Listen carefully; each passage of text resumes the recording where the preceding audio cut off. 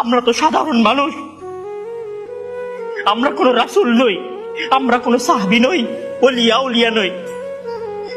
রাসূল সাল্লাল্লাহু আলাইহি ওয়াসাল্লাম বলছেন, ইন্না লিল মাউতি লাসাকারাত, ইন্না লিল মাউতি লাসাকারাত, ফামা জাসামা আলাইয়া ইয়া আইয়ুহাল ইখওয়ান। আমাদের কি হয়েছে আমরা মৃত্যুকে ভয় পাই না? আমাদের কি হয়েছে আমরা মনে করি না যে আমরা মারা যাব? পৃথিবীর সর্বশ্রেষ্ঠ মানুষ, সর্বশ্রেষ্ঠ রাসূল দুনিয়া থেকে বিদায় নিলেন, তার সাহাবীদেরকে ছেড়ে তিনি দুনিয়া থেকে চলে গেলেন, ওপারের জগতে পাড়ি জমালেন।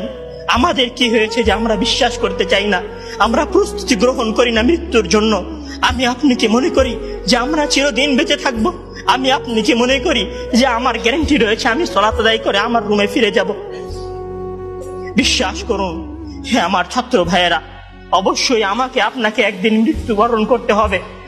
মৃত্যু তোমার চোখের নড়াচড়া বন্ধ করে দিবে, মৃত্যু তোমার কানের শ্রবণ শক্তি স্তব্ধ করে দিবে, মৃত্যু তোমার ঠোঁটের নড়াচড়া বন্ধ করে দিবে, মৃত্যু তোমার জবানের শব্দ উচ্চারণ আওয়াজ বন্ধ করে দিবে, মৃত্যু তোমাকে তোমার কণ্ঠস্বর স্তব্ধ করে দিবে, মৃত্যু তোমার জিহ্বার সব স্বাদ বিনষ্ট করে দিবে।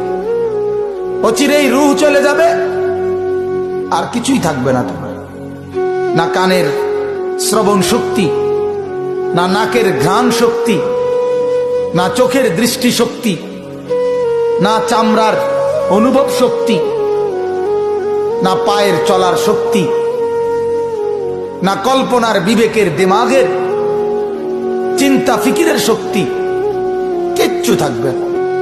আল্লাহর নবী এটাই বলছেন, সব কিছু নষ্ট করে দেয়, মিনিটে স্তব্ধ করে দেয় যেই জিনিস, সেই মৃত্যুকে বারবার স্মরণ করো, বারবার স্মরণ করো, বারবার স্মরণ করো।